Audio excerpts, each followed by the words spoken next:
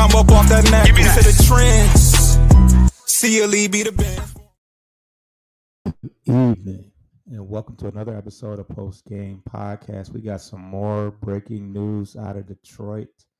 Just a day after the signing of Caris LeVert, the Detroit Pistons stay active and go out and get another scorer off the bench.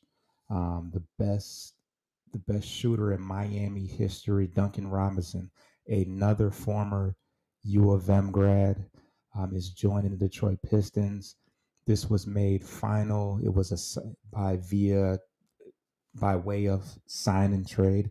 The Pistons move off of the expiring deal in Simone Fontecchio in place of Duncan Robinson.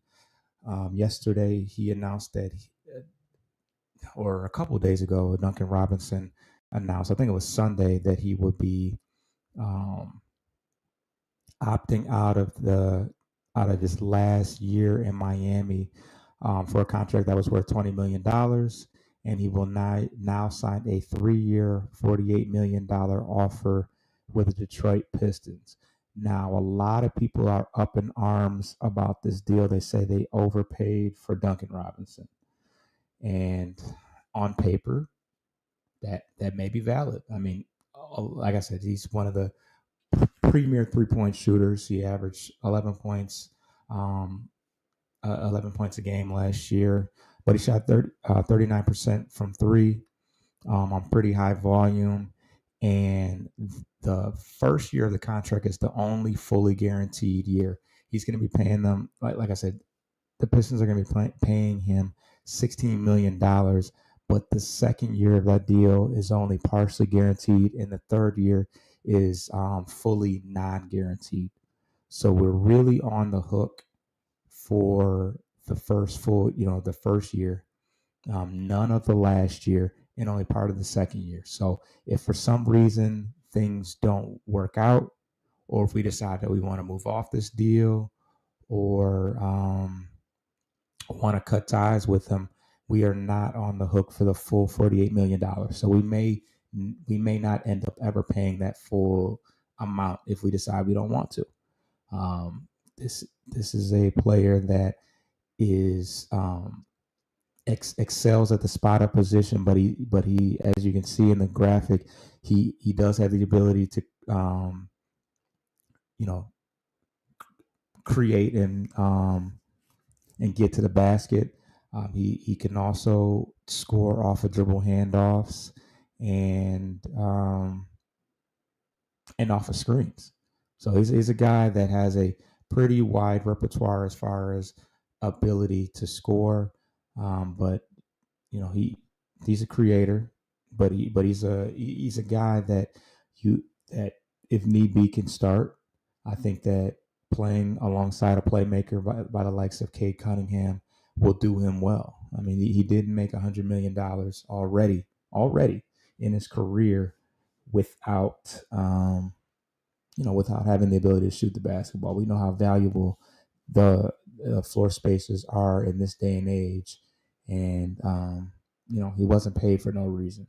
So once again, the Pistons, I really don't know exactly what the fans expected from them, because they literally had a day before free agency to decide what they were going to do. I know a lot of people were excited about the possibility of a sign and trade involving Schroeder and Malik Monk. That did not come to fruition. The Pistons, it was announced that the Pistons had interest in going out and getting, had some mutual interest in Duncan Robinson as well as Caris LeVert, and we made those things happen. I'm not really sure how much money we have left. I know we're spending about $15 million on LeVert, and then obviously the trade of Fontecchio carried some of the burden of what we were going to owe Duncan Robinson. So I'm not sure how much money we have left. Hopefully we can go out and possibly get a big body, somebody that can protect the rim, maybe a Bobo or something like that. I think that'll put us in a good position. I don't know what if Trajan Langdon's intentions were to make that big splash, but I know he didn't want to mess with the main core. Beasley could have been a part of that core, but that just wasn't meant to be. So we still have Ivy, we still have Cade, we still have Duran, we have Stewart, we have Thompson, we have Holland. We didn't touch any of our core, which and we're bringing back Ivy, a player that was off to a career year. I think he's gonna be a part of us kind of filling that void, the 3 point volume load. He in the amount of games that he played before breaking his leg, he was having a career year shooting 40% from the field. Um, so yeah, see what we got. Never can have too much shooting. Absolutely, absolutely. Uh, but but yeah, I think that we made some good moves. I mean, in a vacuum, we exchanged Tim Hardaway and Malik Beasley for Duncan Robinson and Karis LeVert. Um, Duncan Robinson is a pretty durable player from what I know. I think he played in 74 games last year.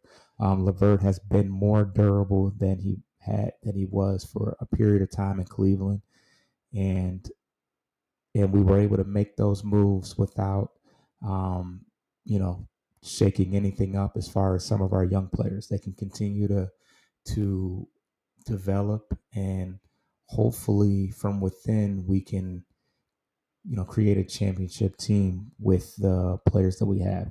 But Duncan Robinson and Karis LeVert are not going to prohibit any of that with what they bring to the table. I think that they're going to be able to come in. These guys were roommates at Michigan. These guys played together. They know each other very, very well. So I think that they'll fall right into the fold and mesh well with what we got going on. You can not only can you not have enough shooters, you can't have enough veteran players. Duncan Robinson has played in the finals. Karis LeVert has playoff experience. Never been to the finals, but these guys were nearly champions in college as well, so they already have that championship pedigree. Um, but yeah, ideally, we we make that big splash, go out and get a big name, and we bring Malik Beasley back. But we were faced with some adversity that we had to pivot off of. And I think that Trajan Langton has done a good job of not falling asleep at the wheel and staying active. We'll see what's left to accomplish. Maybe they got some money left over. I haven't really done the math on that. So we'll see. In closing, the Detroit Pistons have signed, have completed a sign and trade with the Miami Heat, sending Simone Fontecchio in his expiring $8 million contract to the Miami Heat for Duncan Robinson, and they signed a 3-year, non-fully guaranteed $48 million deal. I'm out.